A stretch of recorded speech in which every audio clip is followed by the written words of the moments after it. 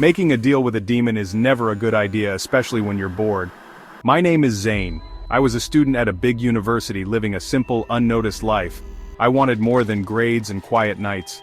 I wanted power, excitement, and to be seen. One rainy night I wandered into the oldest part of the library, searching for something different. The air was thick with dust and secrets. That's when I found it, a black, untitled book, hidden behind old history texts. The leather felt warm, the silver lock broken. I knew opening it was a bad idea, but I couldn't resist. Back in my dorm, I opened the book. Strange symbols filled the pages, but somehow, I understood them. One section described a summoning ritual: chalk, candles, blood. It promised to grant wishes. My boredom vanished, replaced by dangerous curiosity. I gathered what I needed, heart pounding. I thought, what could possibly go wrong? I decided to try the ritual. Sometimes the search for meaning leads you to places you never imagined, and sometimes it leads you straight to the edge of disaster. That night I crossed that line.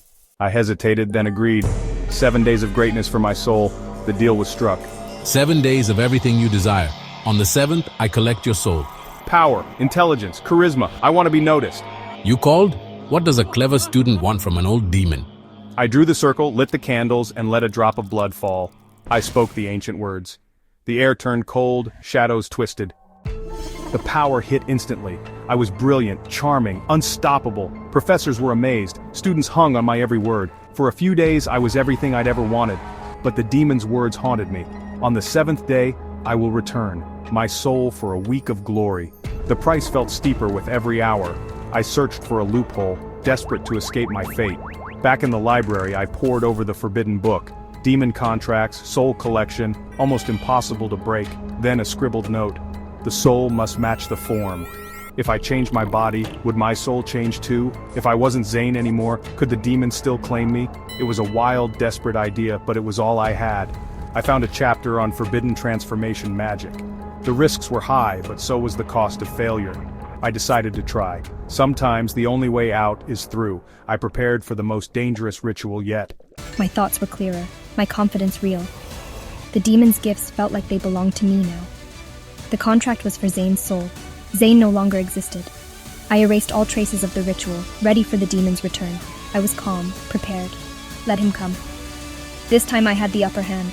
Sometimes to save yourself, you have to become someone new. I was ready. I gathered rare ingredients, mixed the potion, and drank. Pain tore through me, bones shifting, hair growing, features changing.